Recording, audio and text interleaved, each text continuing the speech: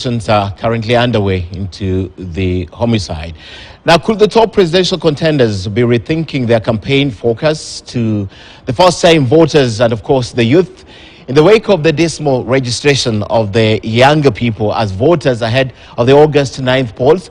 Well, data released by the IEBC showed that only disproportionate number of the youthful voters, not only, but also the decline in the youthful voting bloc compared to the year 2017. Now, Murimi Mwangi gives a breakdown of the statistics, and of course he explains how the IEBC data could affect the rollout of the campaign messages by the top candidates.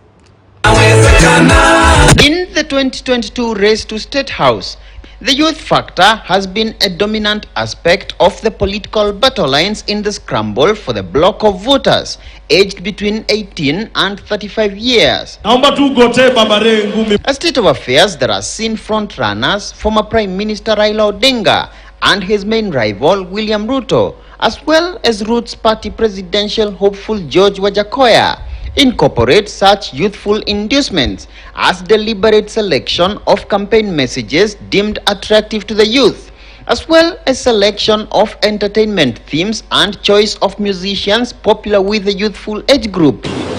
But the presidential campaign strategists might have to go back to the drawing board to relook their emphasis on the youth after data from electoral body IEBC painted a rather grim picture in the youthful population's interest at the polls. Of the 22.1 million registered voters, only 39.8 are within the age bracket of 18 to 35 years, this being in rather sharp contrast to statistics from the 2017 population census, which indicated that 75% of the 47 million Kenyans were aged below 35 years. According to the IEBC figures, 60% of the registered voters, accounting for approximately 13 million people, are above 35 years. In the Ruto-led Kenya Kwanza camp, the dominant campaign message has been the bottom-up economic model, through which the deputy president hopes to convince Kenyan investors in the lowest cadre of society, majorly the youth, to back his presidential bid. The Odinga-led Azimio la Umoja One Kenya Front has, on the other hand, placed deep emphasis on what he calls the recognition of prior learning strategy, to lay more emphasis on practical experience of the youth-dominated Jua Kali sector, to lobby for better remuneration for their work.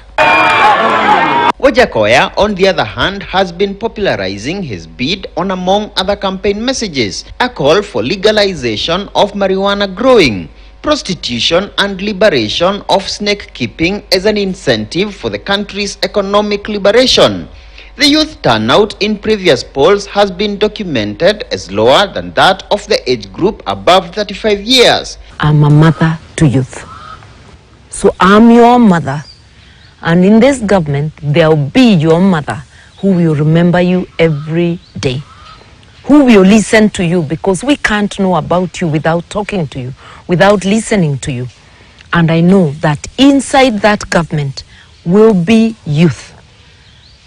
Because if you are not on the table, you might be on the menu. Our message is about the economy.